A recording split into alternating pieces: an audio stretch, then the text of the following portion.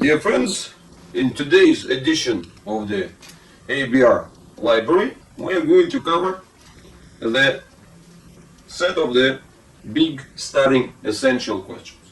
Because under ABR umbrella, we cover the whole spectrum, right? The usual, the big three. So the first would be the brain injury and the related diagnosis of cerebral palsy.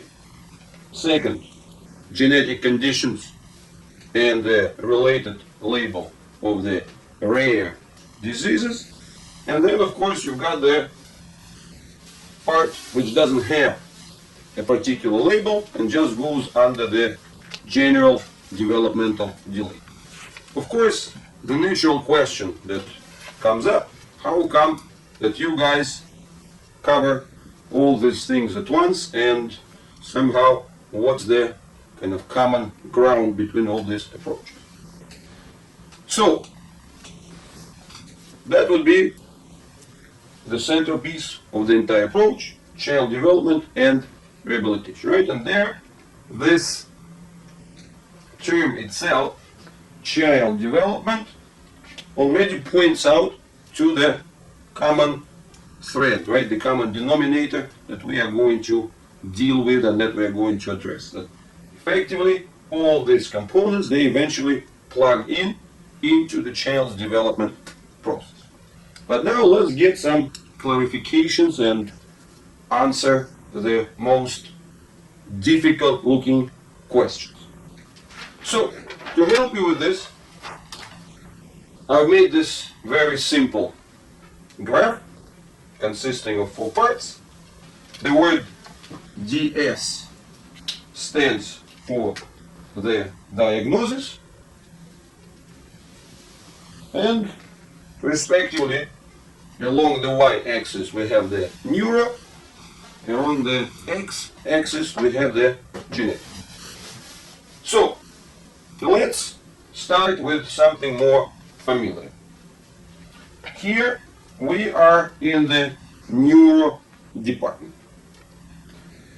I have also added this kind of additional clarification in the form of this triangle that is supposed to indicate the level of specifics. Because what happens, right? So, for example, you get the situation like complications of the child's birth, or the complications of the development in certain months of pregnancy, or the complications post-birth in the hospital delivery and so on, and then via a set of challenges, whether it's asphyxia, right, lack of oxygen, whether it's something else, whether it's some, the vascular accident in the brain, we end up with a certain situation which goes under the label of the brain injury. But now, the brain injury can vary in terms of the specifics and depth. Right? Specifics, that would be a very particular neuroanatomy, and sometimes you do have the cases where, for example, the child has that just malformation, a certain part of the brain just kind of apparently, if you look at it anatomically, didn't form or was specifically damaged. And of course the next level is the depth, because more often what happens is this kind of broad situation. There's a certain region which is being affected, but it's hard to pinpoint exactly, right? So, and then it could be, on top of it, it could be the certain even level, like, for example, like leukomalacia, right? So you see this type of things when, you get some troubles with the formation or with the proportion between the white and gray matter. So there could be all sorts of the combinations and variations, and what interests us is that point that is the thing that happens at some point near birth, right? So that's this entire spectrum. Of course, the natural question that comes up and that requires an answer is that, okay, we have the map of the brain, the map of the brain, or the, technically speaking, the neuroanatomy of the brain. We'll draw it this way, right?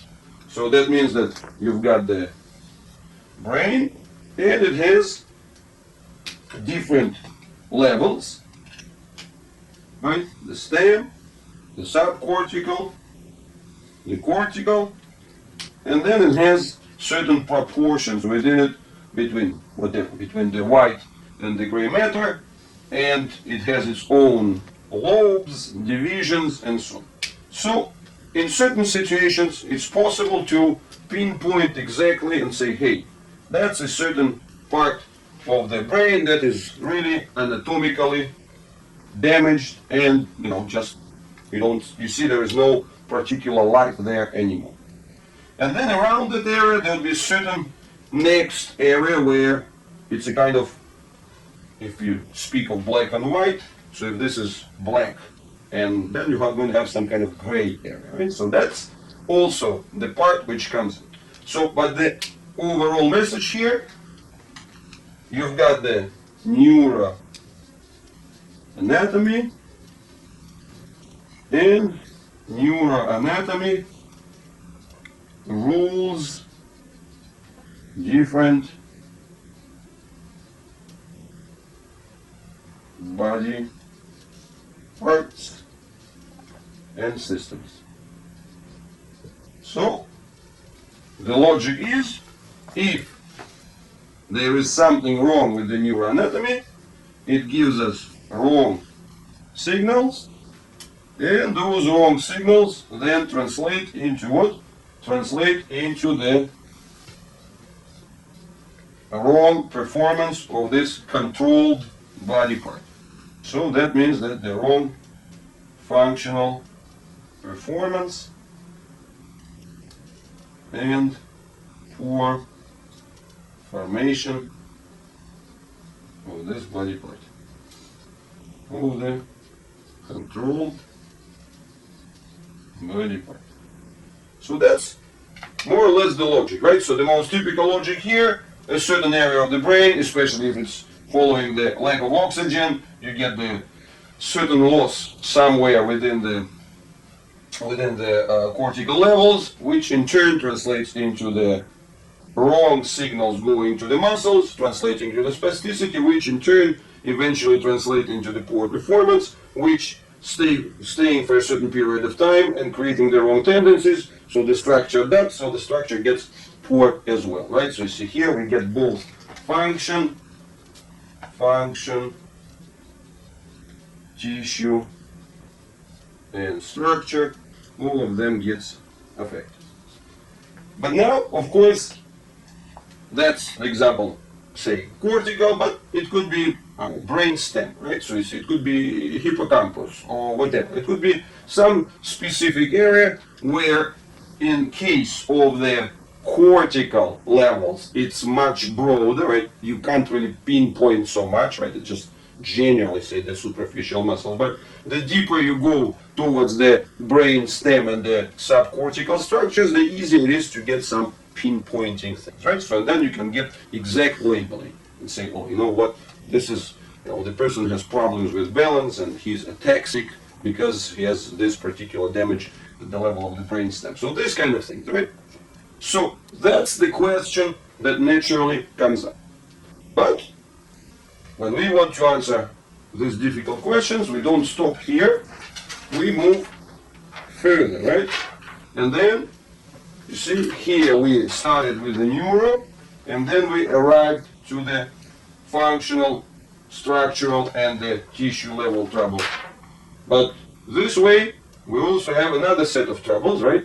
So that would be the genetics. So, when it comes to the genetics, what do we have? We have usually certain trouble which belongs either to the tissue, right? So I'll move to the corresponding page.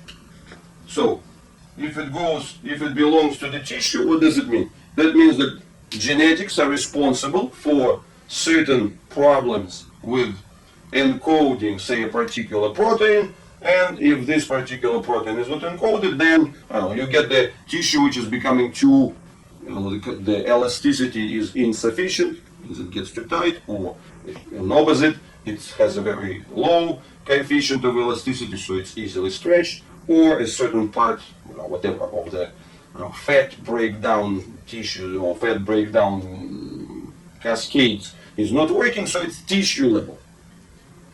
Plus, of course, that tissue thing comes into the periods of the development, so it corresponds to some specific period. So therefore, in the well-known conditions and the widespread conditions like, say, Down syndrome, you're also going to have corresponding specific structural features, right? So it's going to be structural according to the embryonic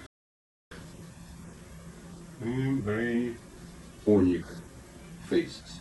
But then, from these tissue levels, you see, remember, these are the people without any neurological diagnosis, right? So you see that these rare conditions, they don't have any particular damage to their brain. But then, what happens from the tissue level, because the tissue is problematic, you eventually get the problems which go all the way up to the functional and structural levels. So functional and structural. And again, this whole thing could be quite variable, right? In my previous drawing, what I did this type of the triangle, pointing out that at the base there are widespread, relatively widespread conditions like Down syndrome or Rett syndrome. And then at the top here, there is all kind of this very rare conditions which have only been detected maybe in the last 10 years, right? We remember that the human genome has been decoded in the year 2000, right? So it's 20 years.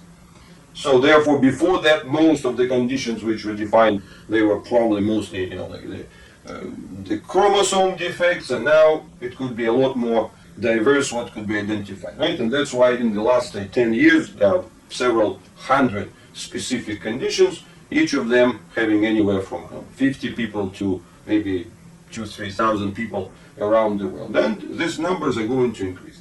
So the question that comes up here is very obvious, right? Is that since the problem belongs to the genes, right? So you see, to the basic tissue level encoding, right? Then obviously the natural question is, well, how do you guys plan to improve the situation? Because here we've got the tissue, right? The tissue defects, they translate into some structural issues, they make certain functions impossible, so therefore, if that is the level, well, the natural question is, well, what do you expect? Do you expect to correct the genetics in order to help this person? And that is obviously impossible, right? So the question here is equally impossible as the question here, right? Because here is the question of the cure for the brain injury. So these questions are equally impossible.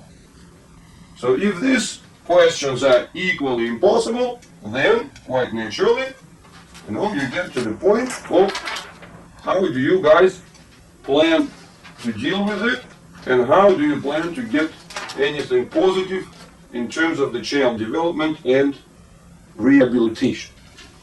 So, see, we didn't just put ourselves against one hard question, distributed brain injury towards the very specific brain injury or missing part of the neuroanatomy. We brought ourselves to the two equally difficult questions. Now we came from the point of the tissue, linked it to the genetics, and said, well, not only that, but there is this question of the genetic and the malformations or the troubles at the level of the tissue, that they could be brought into the picture. So let's assume, so we took this quadrant, and then let's assume some dramatic situation that the person not only has the brain injury, but the person also has the genetic condition. Is it possible that a person with a genetic condition gets the brain injury? Yes, it is possible. So let's, in order to be able to give a true and fair representation to our approach, right, so let's make the darkness even darker, and instead of one of each, let's put two together. So, in that respect, let's put the specific brain injury, like certain easily identifiable loss of neuroanatomy, plus let's add some kind of general asphyxia on top of it, so and make it into the distributed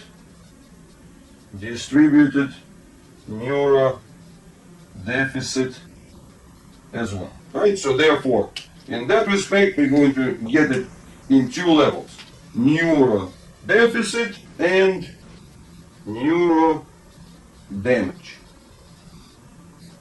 Both. And now here we are going to get it to throw in the next point, right? So the tissue malformations. So the difference between the two is that here we were assuming that the neuro damage, it was the like once in a lifetime, and here you've got the fundamental processes. See, that's the kind of renewal processes. See, this happened at birth, and then left a damage and left a lasting effect, so the system has to adjust, right? And here, this genetics, it's a renewal that happens all the time, right? So that's the difference. So now we have created, put two darknesses together, this darkness, and even from that darkness made it even darker. So that's the situation that we are looking at and asking ourselves a question: how this particular person could be helped. Before we get there, let's kind of bring a ray of light into this thing. So what do we actually observe in reality? In reality, it's interesting that we observe a lot of cases where, from any practical perspective, if we just observe the individuals, the general difficulties, the general developmental difficulties between the very different diagnoses, right? So you see that's the genetic diagnosis, and that's the diagnosis which is neuro. But surprisingly, if you just look at a whatever 1, 2, 3, 4, 5-year-old child with developmental difficulties, you'd have hard time telling, is it the child with the brain injury or is it the child with the rare genetic condition. So that's a first point that we can actually see that, in fact, when it comes to the developmental difficulties, there is a lot of similarities. Not the difficulties, but not the, we're not even looking at the difficulties here. We're talking about the similarities. There's something in common. And the first point it looks really strange, right? So this is one diagnosis, has to do with the biochemistry and the tissue composition. This is a completely different diagnosis, has to do with the neural control and has nothing to do with the tissue composition and the tissue, production at the biochemical level. But if we look here, the effects are very similar. So, in that respect, that should be an inspiration for us and potential, like clue to finding how it works. So, once we realize this, then we just get to the next level. And the next level is going to be represented like this. So, what we have here are two big blocks. So, what we're going to look at, instead of the narrow definition of the brain and neural control signals and so on, we are going to look at the much broader definition of the control functions. And here, instead of the narrow definition of genetic encoding at biochemical level, we will be looking at the much broader definition, which is going to be the tissue, technically speaking, the tissue homeostasis, right? So you see that's the maintenance, and renewal. So that's what we are looking at here. And now, with these two big points, is it possible to have the damage? Yes, it is possible. The damage to the neural thing. Is it going to make some negative effect to the control functions? Yes, it's going to do. Now, is it possible to have the defects at the biochemical levels? Yes, it is possible. Is it going to affect the tissue quality, production, and the way how it's, performing its maintenance and renewal? Yes, it's possible. But that's a trouble diagonal. Now, let's look at the things which are going to help us overall. So, first point that I'm going to put here is going to be the point of general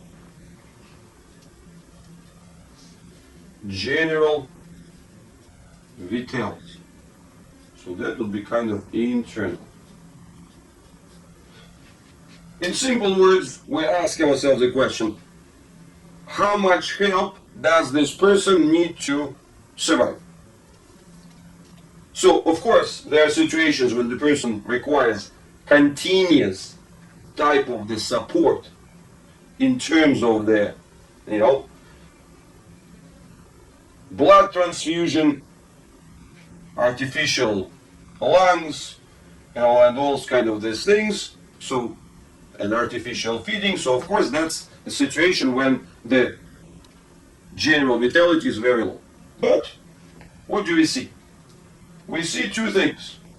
That for a great number of children, once they are out of the acute crisis phase, there is a certain more or less functional balance of this internal general vitality.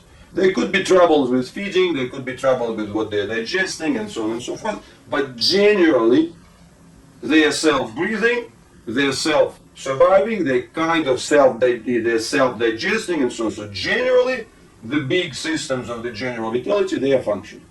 And the good point is that once these systems are functioning, that means they're also compatible with the tissue renewal, right? So that people are living through, so there is a formation of the new proteins and is going on. So therefore, these systems of the general vitality and the general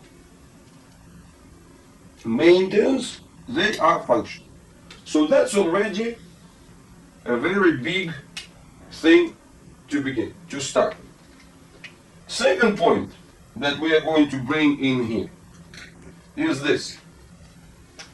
Now, the second point, from the specific control functions, right?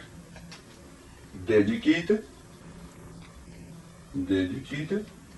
control functions. Then we move and ask next kind of question. Dedicated control functions, central. Central. Once we start deconstructing it, we ask ourselves the next question. Well, yes, are there dedicated, designated, specific control functions? Yes, there are. But next point is, since we have this vitality generally in place, then we ask the next question. How much of the transferable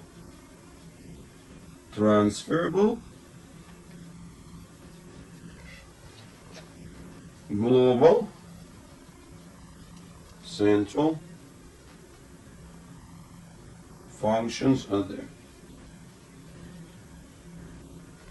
What does it mean?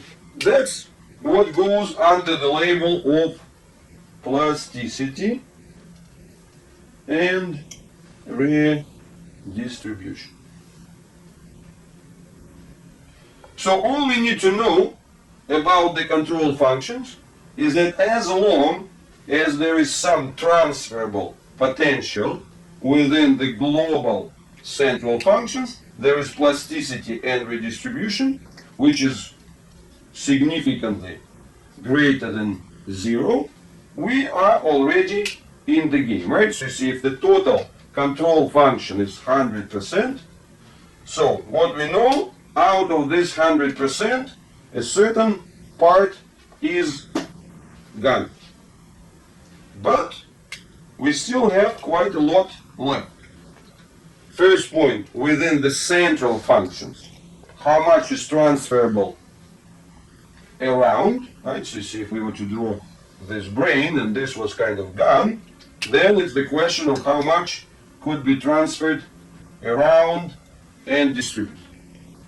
And then, of course, the next question is how much of the control functions belong to the periphery itself, right? So it's because, right, we were back here to the function, tissue and structure. So how much of it is in the structural control functions? So what does it mean? It's actually quite a simple thing. You know, the more stable is their architecture, the less of the specific and active control the system needs, right? So you see, in other words, if I try to put, I don't know, this pillow on top of this pillow, and the architecture is poor, I have to exercise a lot of active control functions in order to keep them one over another, right? So you see, I really have to do all these specific feedback loops and so on to get a goal. But if I take something like this, right? If I take something which is well architecturally combined together, then I don't need much of the control functions, right? So because then this system is architecturally and structurally quite well done. So first point is we have that space, transferable and delegated function. Second question that we have here, now we go back to the tissue homeostasis, right? And say, well, within that tissue, there is the same thing. How much of it is, instead of dedicated central, it's the same thing.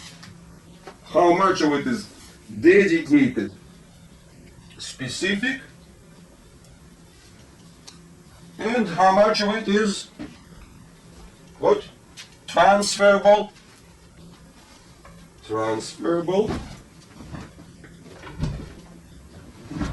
and distributed.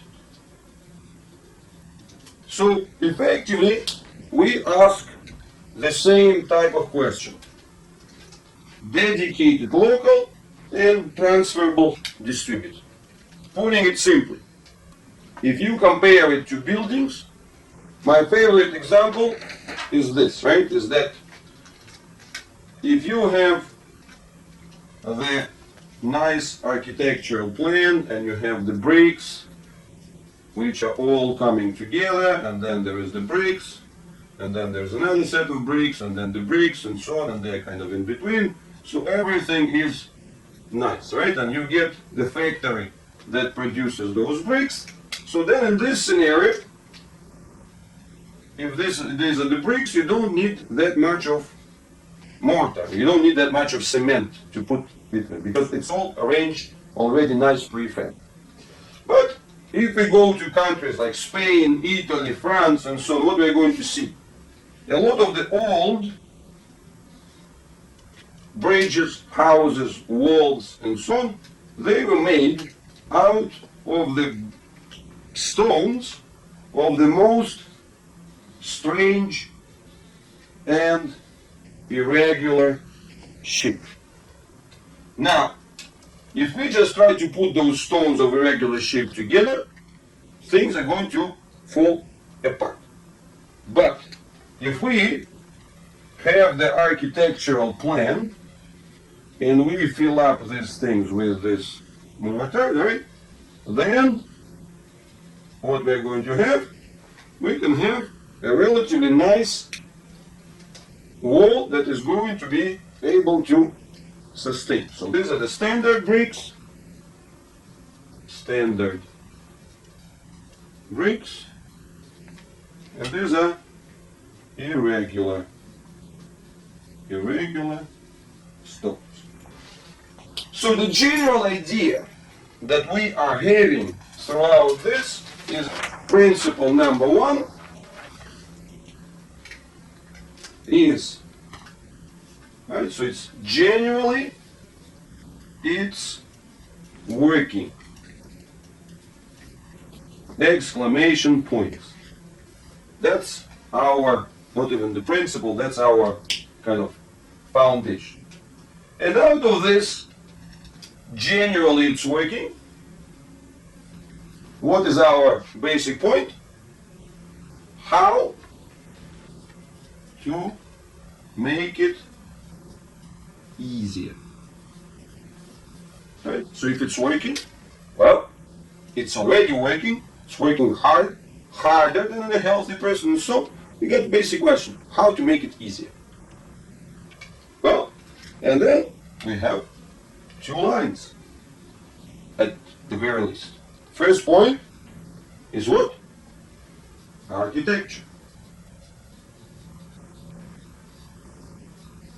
So if we look at the general mechanics of the body at all levels, then what we are asking ourselves, we're asking ourselves the points, okay, how we can get the entire architecture more favorable, right? Because that's what we saw right here at our example with the bricks.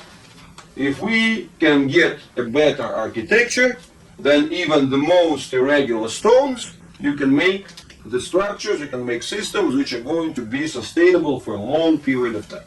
So, architecture always helps.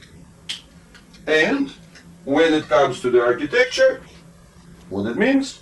We will look at the elements which are respectively presenting what? The weaknesses, drains, and risks of failure. Right? Then, from the control point, what do we want? We want the same. The more sustainable is the local and regional. So that means that local and regional at mechanical level. The more sustainable is local and regional at the mechanical level, the less you need to get from the controls at the tool, right? And the third thing, energy expense. The less of the waste and unnecessary or excess effort and cost, the better. Right? So you see, means that we help to reduce the costs, then we are sure that it's going to make the life easier. So that's the only way to deal with this situation, because otherwise the only thing that you're going to believe in is magic. See, otherwise you need to believe that there is some way of providing the cure for the brain damage or providing the cure for fixing genetics. Both of them are impossible. But at the same time, doesn't mean that the things are having, that the whole thing is helpless. Because once we look at the architecture, and once we look at the distributed controls, and once we look at the energy expense, we understand that all these things together, they link us towards the different properties of what? Of connective tissue. Right, the fascia under the umbrella. So because here we see that connective tissue is about the architecture, right? So if we get back to my example with the irregular bricks, the cement and mortar, in my example there, right? So you see that was the connective tissue. Then the connective tissue is about the energy saving. Because connective tissue is so simple that it costs a lot less to run than the specific ones, right? And then the third point is about the controls. So connective tissue is globally connecting the entire body. So that means that there is representation and links which are going through what we've heard about the fascia, right? So you see it goes from head to toe and from individual cells to the global level. So you see, therefore, there we have the controls for potential action at distance and for super coordination and for the organized networks. So that's what we have through the connective tissue as the target that we are able to address, that we are going to look at as the source of the good things. And to complete this foundational conversation, I'll get back to my part one, right? And part one was here, right? The part one was here. Yes.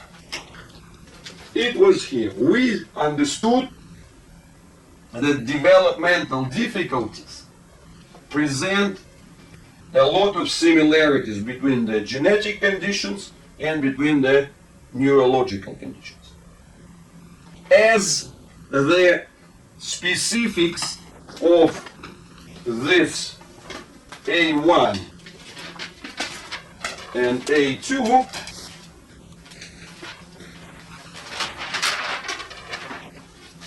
they are very, very, very different.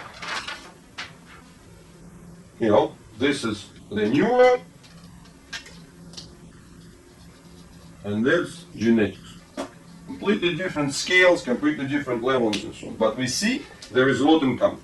So that encourages us to say, if these specific things are not showing such a difference in the outcomes, well, that indicates that this part of the B1 and the B2, of this deficit and this kind of components that comes in the architecture control and the energy expense, that's the part which has a significant impact, right? And it's actually these levels that affect the total outcome more than the others. So that's the general big picture. I know it might sound a bit too heavily theoretical and so on, and like too many steps of traveling from the general problem to how we are going to tackle it, but that's the only way, because otherwise, what you would expect from me. You would expect from me the promise of miracle cure. No, I don't have any promises of miracle cure. I don't have any tools for the miracle cure, but my general point is this, that we have to really develop the first point, the super respect for complexity of life. So that if the person shows genuine vitality, that's a lot. If the person on top of this shows ability to control and contain certain emotional level and so on, and kind of fluctuations of the muscle tone and some externalization, that's even more than a lot. And if the person shows certain components of movements and so on, that's more than a lot. That's a lot more than a lot. It's huge. So that's where we have to understand how complex is this system of keeping it together. So my point is very simple.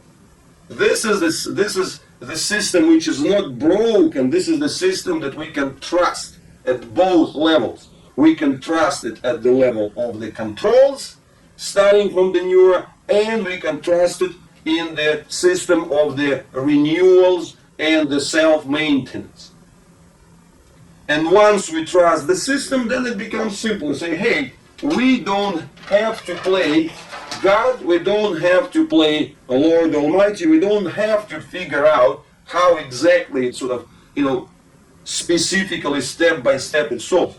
All we need to do, if we help it in terms of improving the mechanical architecture, if we help it in terms of the distribution of the delegating as much as possible of controls to the periphery and self-organization there, and if we reduce the energy drain, then this big system is going to say thank you, because it's going to make life easier. And somehow, some way, it's going to reorganize itself and bring the child's development into a higher level. So that's really the big picture of the development and the big picture from which I approach the whole, rehabilitation thing. So because in that respect, we are fundamentally bound by this central message.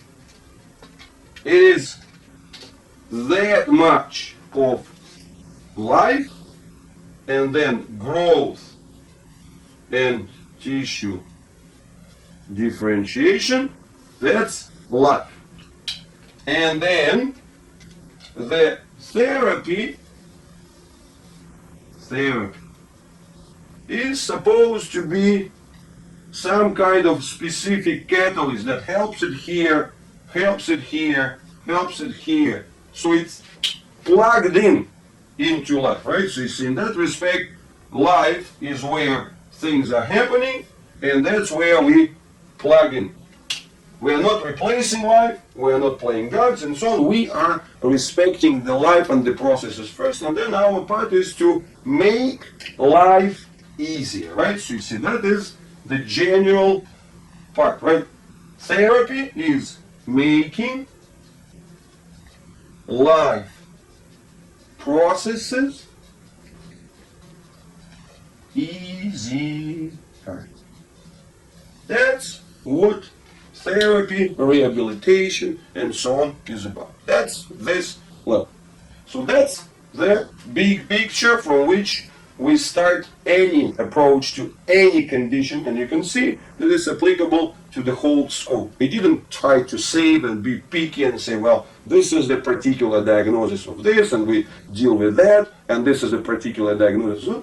No, that's medical thing, right? So when people are looking at the specific solutions for some forms of this A1 and A2, for some genetic solutions, for some neuro solutions, they're doing it in the laboratories, they're doing it with the big pharmaceutical and whatever tissue engineering companies, and that's a great job, you know, and I hope that they find those things, that they find the ability to fix this or this and this part of the machine.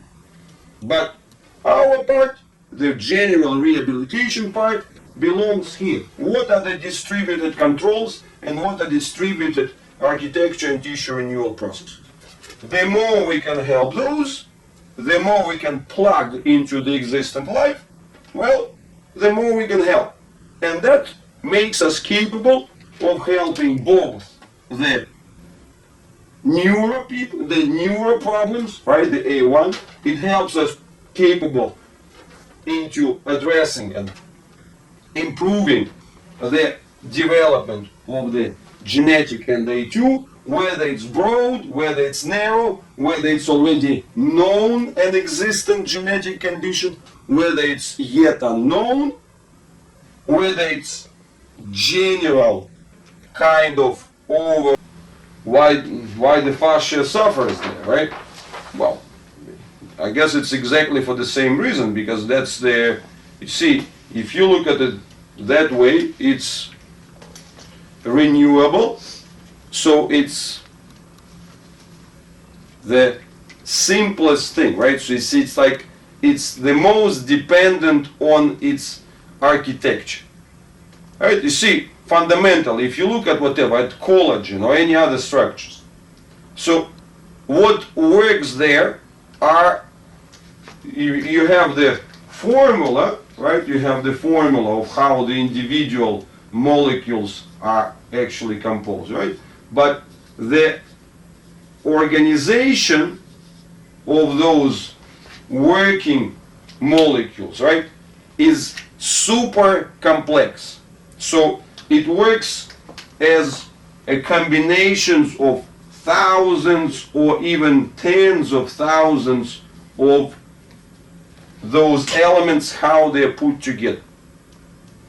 Now, these are the very fine connections. So when the system shuts down, or when there is some crisis and so on, what are the levels that suffer? These higher levels of the organizations within that fascia. So you see, for example, there is this conversations, well, like, let's put it like this. Collagen. If you boil the meat,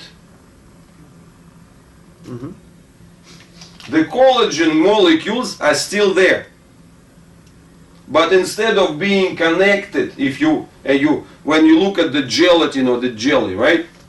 The collagen molecules are still there, but instead of being like connected into the things which are thousands or tens of thousands of them together.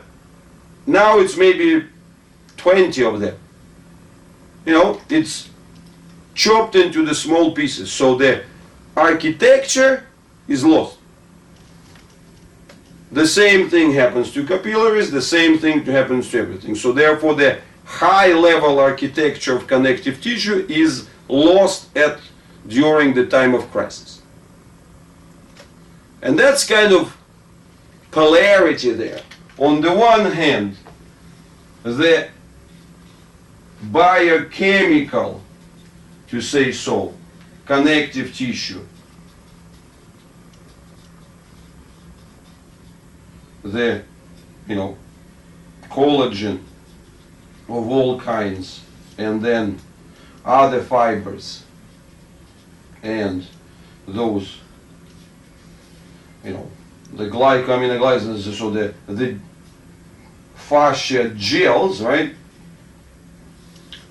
At the fundamental level, they are very robust and kind of cheap and mass produced. But on the other hand, so that's good. But on the other hand, they are mass produced, but at the same time, their architecture, the functional architecture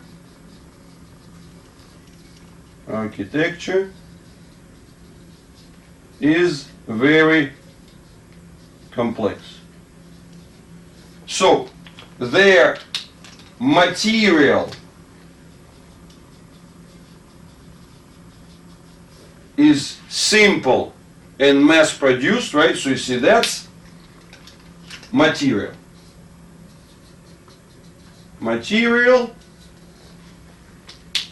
And these integrations, how they work and so on, that's architecture.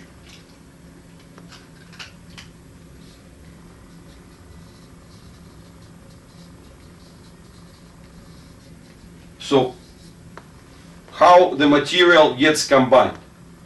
So structure equals material times architecture, right? So you can get the same type of the, practical outcome. You can make the, you see the simple example that I often use, right? See, if you have a very strong material,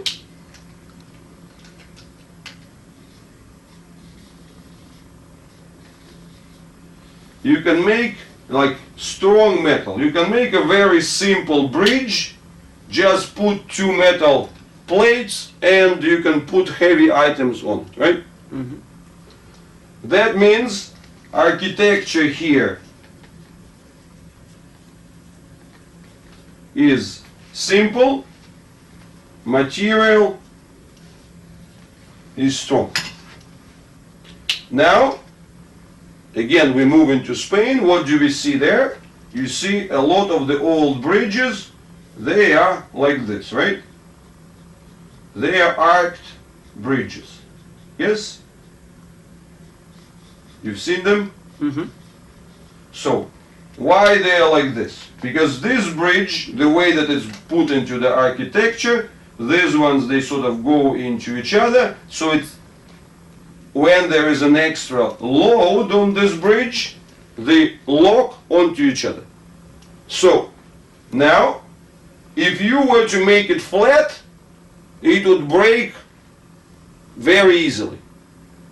But, here, the architecture is up, material is down, right? So, it's not such a good, or this is a cheap, low cost, simple material, but thanks to the architecture, you can make a good structure. So here a good structure is made thanks to the expensive material. Here it's made via good architecture. If we look back at nature, the general principle is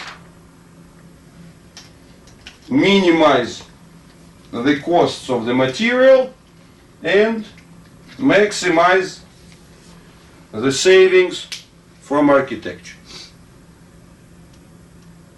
Yes? So, what happens during the period of crisis? That's where the architecture of fascia gets lost. Material is there, architecture is lost. That's why it's so difficult to detect.